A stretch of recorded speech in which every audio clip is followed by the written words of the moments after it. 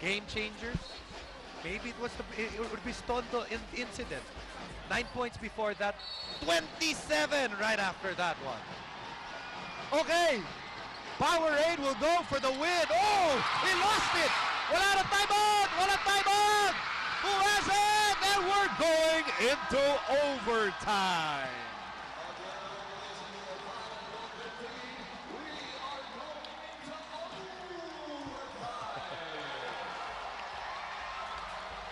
El Granada, by virtue of that last three-point shot, the 19th three-pointer tonight for Powerade, he sends this game into overtime.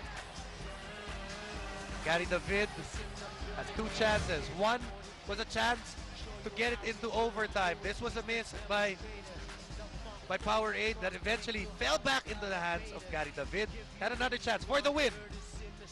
Sabi niya, pa-isa-isa lang, hindi ko kaya lahat gawin.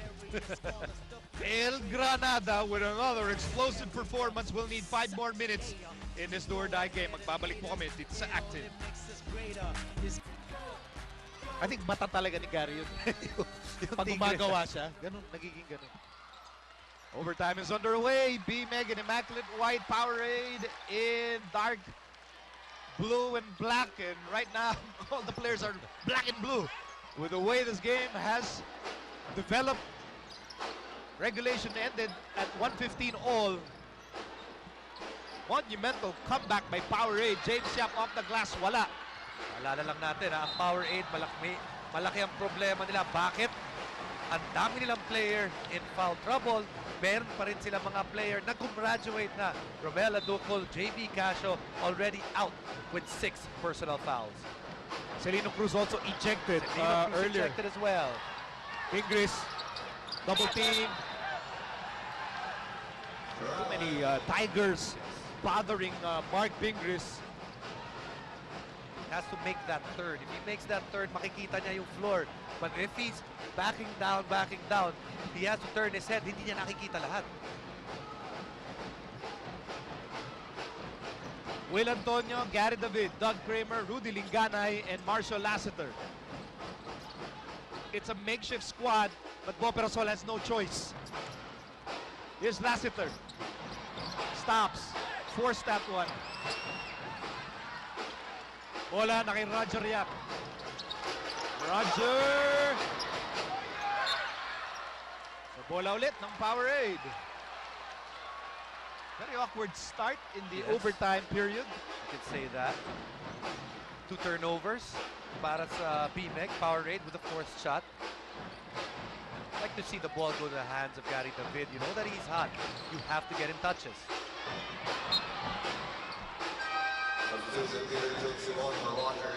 And Roger Yap will step out para kay Peter June Simon. So it's Peter June Simon on Gary David. Here's Lingane, crossover move, pasa, Antonio, kick out. Lassiter, no, straight but short, rebound, Antonio. Gary David with 27 points. Make that 29. Kumbaga sa kabayo, sakay ka lang, tumatakbo pa naman eh. He struggled in the early moments of this ball game. 9 points in the first half, 0 in the second quarter. And then after that, kaya na nakita nyo kanina sa graphic natin, nagkaroon ng altercation between Urbi Stondo and Celino Cruz. At naalala mo, pagkatapos ng incident na yun, siya yung humahabol din kay Urbi Stondo. Nagalit din siya kay Urbi Stondo. Kinonfront din ni Gary. Now, Kirby has that plaster on his forehead dahil nagkatamaan sila ni Romel Aducol kanina. It's been that kind of game. Players have been ejected. Mga players na nagsasagutan, nagtutulakan, nagkakatamaan.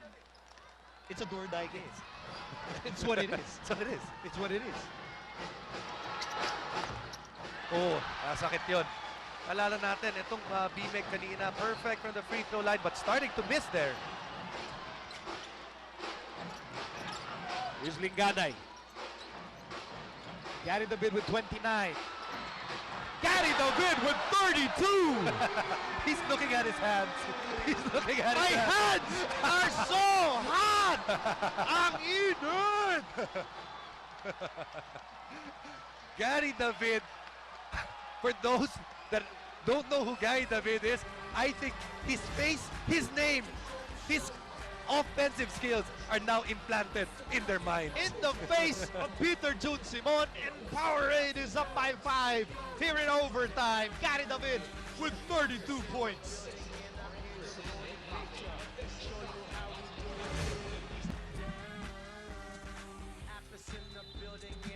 Boy, it is tense inside the big dome, and they are just mesmerized by the performance of Gary David, the pride of Bataan.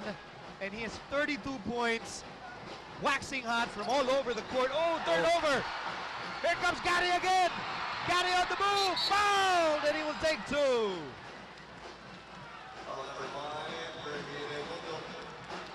32 points. Forget the 4 assists. Yeah? Wag na natin hindihin yun. 64 points in his last 2 games. Oh. Oh, boy. Alam mo, Miko, yung last possession para sa B Meg, that one was painful.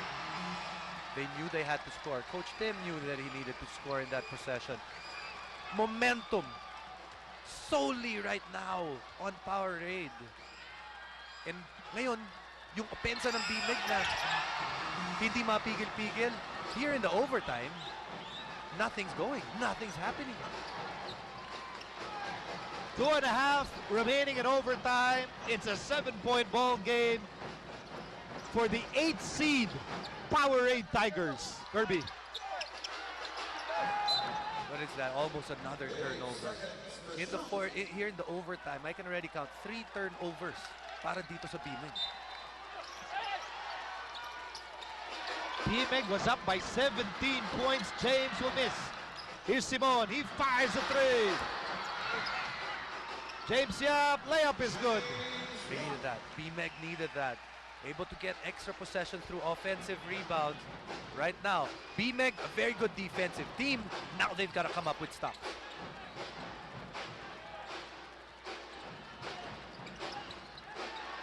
Gary wide open.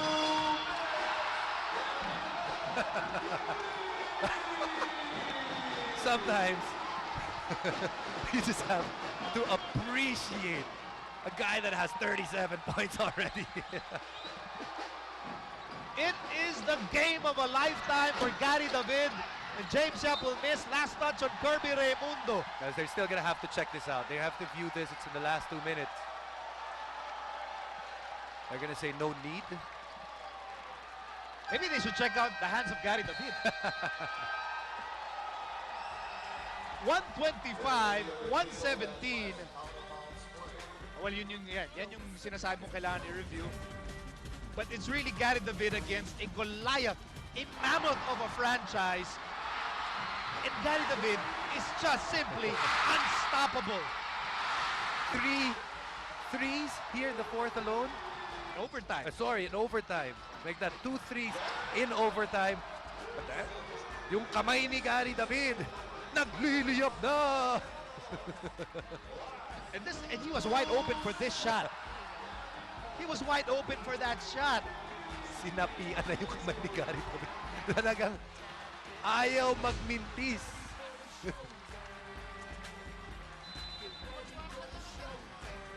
Just a performance of a lifetime for Gary David. Forever hiding in the shadows of bigger scoring guards, bigger name players. And I dare say, siguro naman kasali na siya sa All-Star sa lawag, ano? Sana naman. It's Doug Kramer of the class no-go. B Meg still alive. 1.5 remaining in overtime. Here's Urbistondo. B Meg looks like a tired team. 2 guys not able to even sprinting in this last couple of Oh, possessions. Kirby up and under. Pinaghirapan niya yun. And it's just a 6-point game. B Meg has to have yung presence na kailangan na natin magkaroon ng stop. Like we have to cause turnovers and we have to score quickly. And they gotta keep the ball away from this guy's hand. But it's in his hands and he fires. At that time, rebound Pingris. Pagkakataon para sa B Meg. 1 minute to go. They're down by 6. Here's Simon. Simon fires. Got it!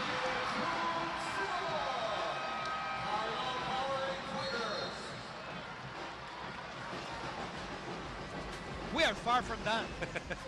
Overtime po tayo. 4 ang laman ng Powerade. Timeout muna.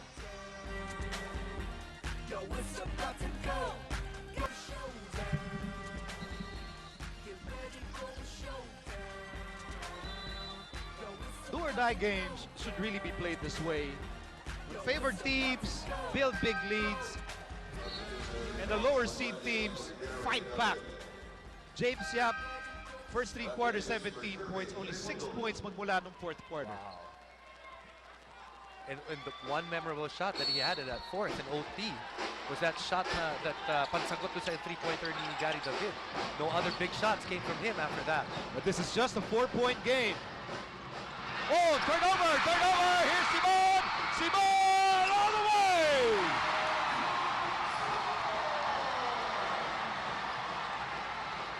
How do you close out a game if you're Powerade? Got to get it past the Okay, line. possession alive para sa Powerade. They're up by just 2. 30 seconds remaining in overtime. 8 to shoot. No Gary David on the floor. Lassiter, he fires! He shoots, he scores!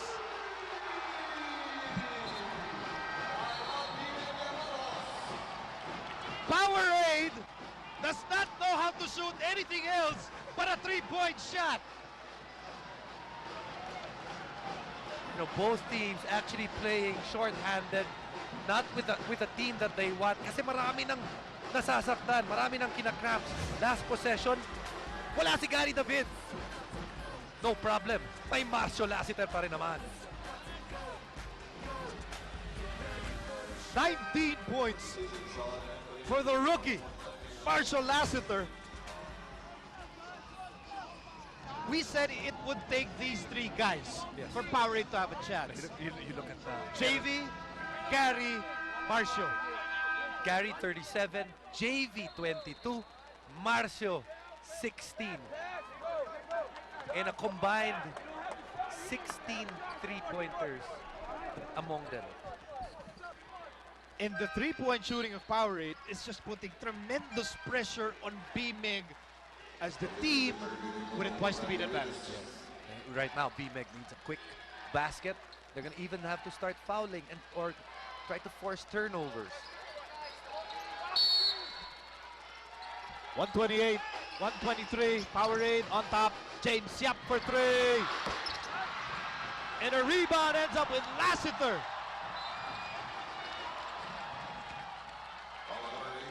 Are we 14 seconds away from the first mammoth upset of the PBA playoffs? Reminds me of that year in which Talk and Text, a Mobiline franchise at that time, had Asi Taulava. They were the #1 seed.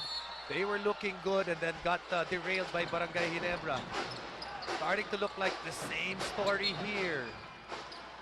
Foul in the backcourt mula kay Joshua Bistondo. Have to wonder what's going on in the mind of Tim Cone. He had an 8-game, his team had an 8-game winning streak going into the playoffs. They were the top seed. They were facing the lowest seed sa playoffs. And coming into the playoff, they were beating very good teams. And they were trending up. Bigla na lang may dumating, may nagpasabog ng Granada. Rudy Lingana got his own miss. Here's Sean Anthony. And the Powerade Tigers,